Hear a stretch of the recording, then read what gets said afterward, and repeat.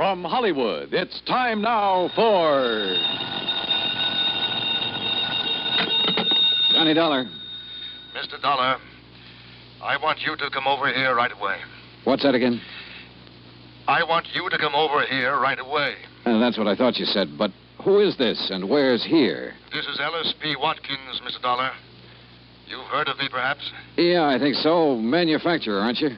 Well, at the moment, that seems to be a matter of opinion. Over here is Broad Acres at Fairfield, Connecticut. Would you mind telling me what this is all about, Mr. Watkins? It's very simple. I have $100,000 to give away. All? To whom? That is what you are going to tell me, Mr. Dollar. I'll get there as soon as I can.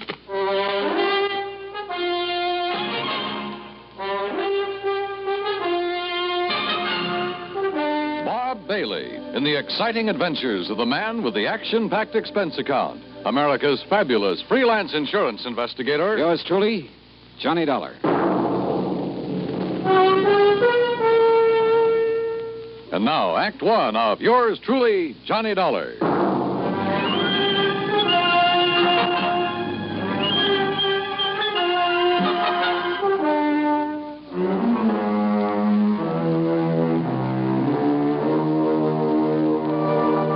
Expense account submitted by Special Investigator Johnny Dollar to the estate of E.P. Watkins, Fairfield, Connecticut. Following is an account of expenses incurred during my investigation of the Happy Family matter.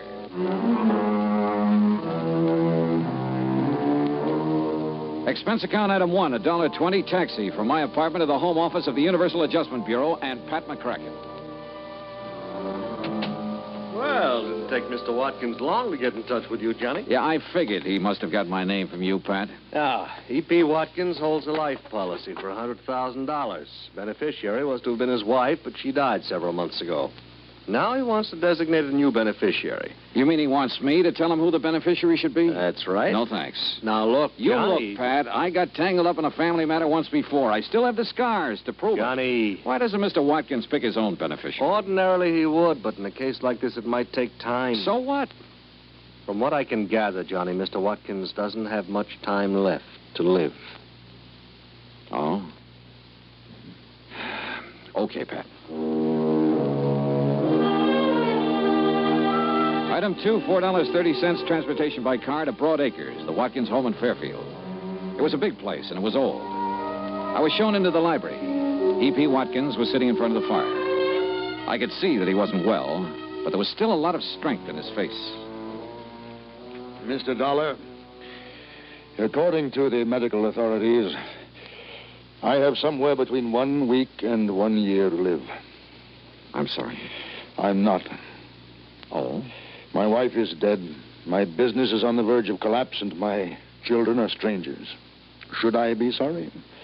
Well, I don't know. I have 3 possible beneficiaries. A daughter, Sheila, 28 years old. A son, Michael, 26, and another daughter, Elizabeth, 24. Well, why not have all 3 share equally? Mr. Dollar, had I wished to do that, I would not be calling on you. The others will be taken care of elsewhere in the estate, I suppose. There is no estate other than this insurance policy. Oh. Most of it has gone down the drain of an ailing business. The rest will be consumed in estate expenses. I see. Watkins' money should be kept in the Watkins family as I see it. But I most emphatically wish the money to go to one member and one member only. And the other 2, they're to be left out in the cold, huh? I did not engage you to examine my motives, Mr. Dollar. You have asked me a direct question, and I will give you a direct answer. Yes, I intend, as you put it, to leave the other 2 out in the cold. You say there are 3 of them, Sheila, Michael, Elizabeth. What can you tell me about them? Well, Sheila, who lives with me, she seems to think that she should be managing my affairs instead of I. Uh-huh. Michael seems to prefer the so-called life of an artist to assuming the responsibilities of the name of Watkins. And Elizabeth? Stubborn. Married to one James Lovett, who is quite convinced that he knows infinitely more about business matters than I ever did. Well, you seem to take a pretty dim view of all of them, Mr. Watkins. I do. I do indeed, Mr. Dollar. You know, one little item occurs to me. And what is that? Whichever two are left out aren't going to like it very much. Obviously. Which means they're not going to like me very much. Also quite obvious. So I intend to pay you a considerable fee. But you will earn it. Every penny of it.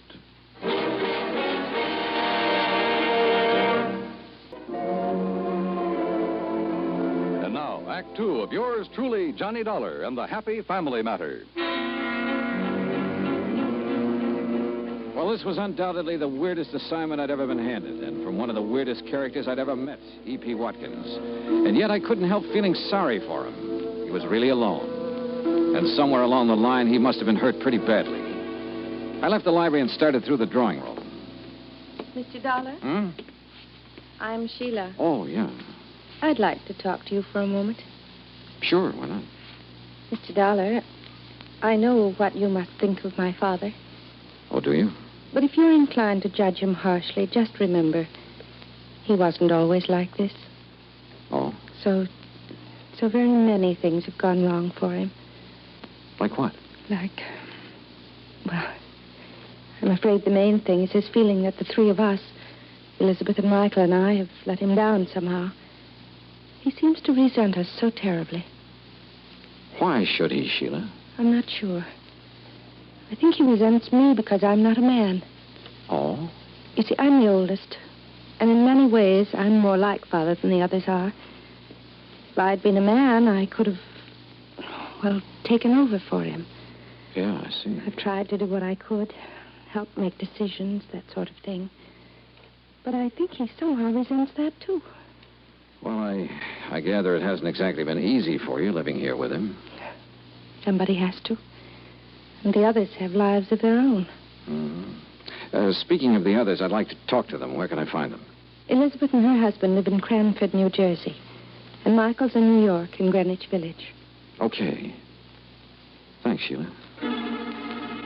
Outwardly, she was poised, but I could tell she was nervous, tense. Her fingers wouldn't stay still. She kept shredding bits of cellophane from her cigarette package. Yeah, she was under strain, all right, and I could understand why. Item 3, $8.40. Transportation to New York City to the Greenwich Village apartment of Michael Watkins. Mr. Dollar, you can tell Dad that I do not want that insurance money. Why not, Mike? Because it doesn't... Well, he doesn't owe me anything, and I don't owe him anything. It was a clean break, and that's just the way I want it. You're sure about that? I am. I'm doing what I want to do. I'm painting. Everything is just the way I want it. You know, Mike, you sound sort of like you were trying to convince yourself. I resent that, Mr. Dollar. Our family is split apart, that's all. Sheila's been trying her best to hold it together, but it won't work. Why not? Because I have had it. For years, Dad's been trying to cram Watkins and company down my throat. He knew my heart wasn't in it, but did that matter to him? No. Look, Mr. Dollar, I can make your job real easy for you. Yeah? There's one person in our family really deserves that money after what she's been through. Sheila? Yes, Sheila.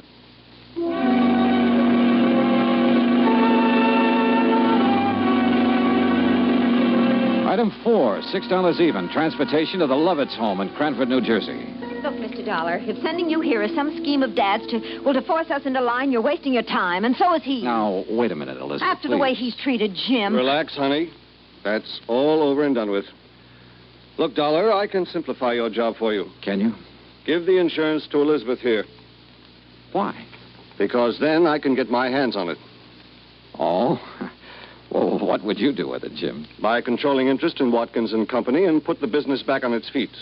You once worked for Watkins and Company. Why did you leave? Because he's still running it the way he did 30 years ago. It won't work, and I wouldn't be a part of it. Jim tried, Mr. Dollar. He really did. But Dad wouldn't even listen to him. For years, he tried to get Mike to take over the business. But Mike prefers to be off in Never Never Land painting those lousy pictures of his. Now, Jim. They are lousy, and you know it, Liz. Look, Jim, you say Mr. Watkins didn't give you a chance to put your ideas into effect, huh? No. Finally, things got to the breaking point. Dollar, I sent him a written contract guaranteeing I'd raise the necessary financing. I asked for only 6 months in charge. Contract? But he wouldn't accept your offer, huh? No. Sheila begged him to sign. Finally, he sent word back for me to tear up the contract and get out of the company. I see. Well, Dollar, you've met all three of us now. Who's going to be the beneficiary? Sheila, or Mike, or Elizabeth?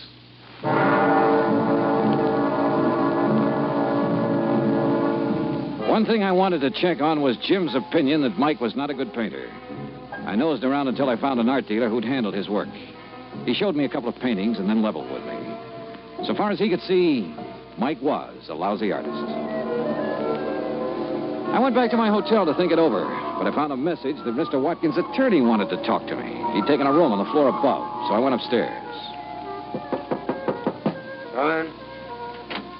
Halfway into the room, I noticed it was dark. Then, as I heard the door slam, I felt a gun barrel in my back. Hold real still, Dollar. Who are you? That don't matter. What's this all about? Dollar, this case you're working on, you drop it right now. And if I don't? If you don't, you get dropped for keeps.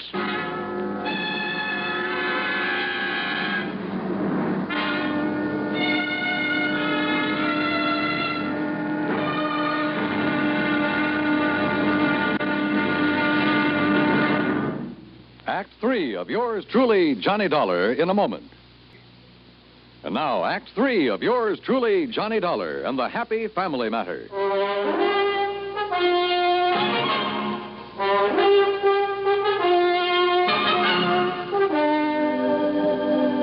You get the message, Dollar? Sure. I dropped the case or else. Look, you're obviously not Watkins' attorney. The message was just a decoy to get me here. Who hired you to give me this Don't warning? get so nosy, Dollar. You got the warning. It's the main point. Just to make sure you get the message. I'd seen what was coming and ducked, then swung and knocked the gun out of his hand. He gave me a knee in the stomach that flattened me.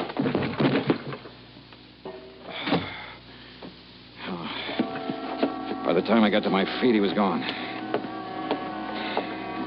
I turned on the lights and looked around. And then on a table, I spotted something that stopped me cold. The truth had been right under my nose all the time. I called the various members of the family, asked them to meet me at the Watkins home.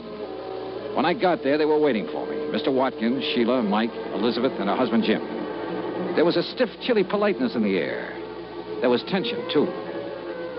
Mr. Dollar, I want you to know that I resent your theatrical gesture in assembling us like this. And I'm sorry, Mr. Watkins, but you hired me to do a job, and I'm trying to do it. I'm sure you have reasons for this, Mr. Dollar. But you must know how painful this is to Father. Yes, I know, Sheila, but it's necessary. I don't see why, Dollar. I'm coming to that, Mike. Now, look, let's face it. This is not exactly the happiest family in the world. It's been torn wide apart. All right.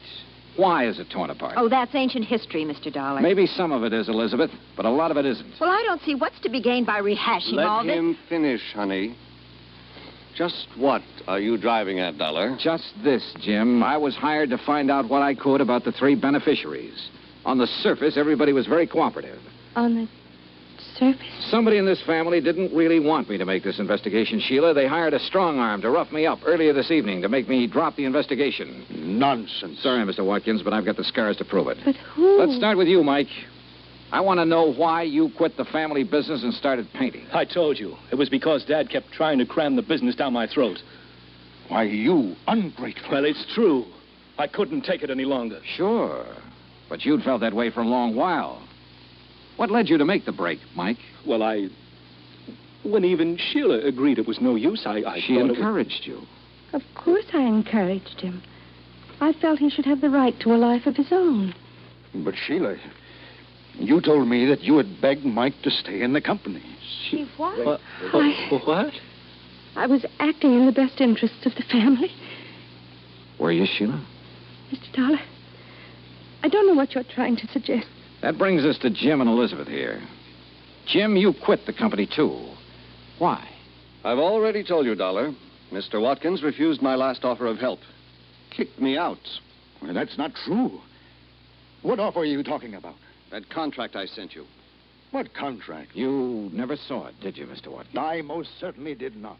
But Wait a minute. I gave the contract to Sheila. She said it'd be better if she handled it. Then she told me later she discussed it with her father, and he refused. Sheila, you lied. Well, Sheila? Mr. Dollar, refuse to discuss. Sheila, you have a nervous habit of shredding cellophane cigarette wrappers to bits. In the hotel room where that hired strong arm jumped me, I found a little pile of shredded cellophane near the ashtray. Sheila. I don't understand. Mr. Dollar, do I understand that you're suggesting it's been I who've torn the family apart? Well, Sheila. Yes, Father. Why? I'm not sure. I don't know. Hey, look, I'm an insurance investigator, not a psychologist, but I don't think this is too hard to understand. Sheila, weren't you trying somehow to punish? I'm not sure. Sheila.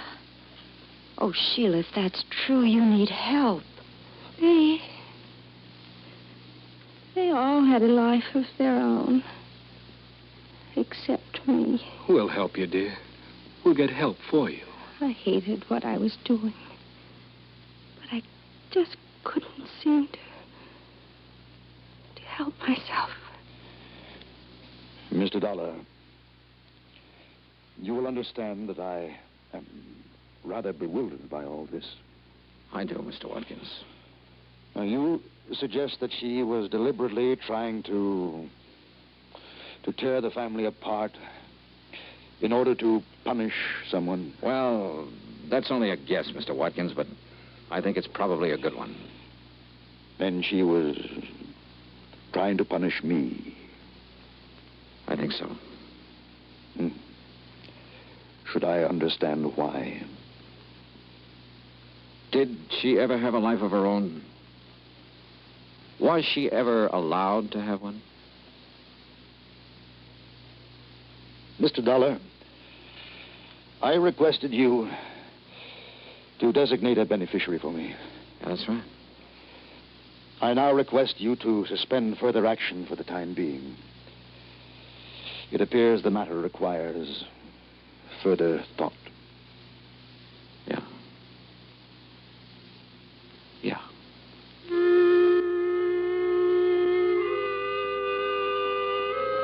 Item 6, $8.50. Transportation and incidentals back home.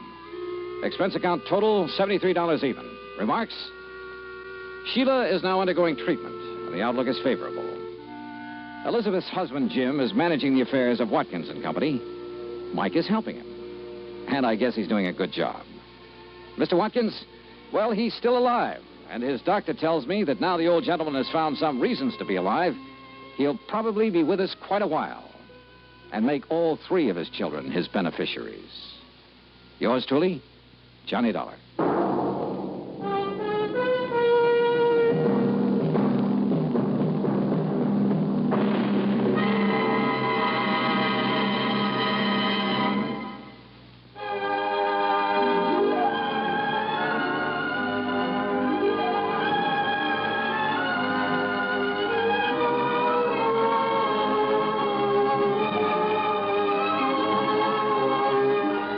Truly, Johnny Dollar, starring Bob Bailey, originates in Hollywood and is produced and directed by Jack Johnstone.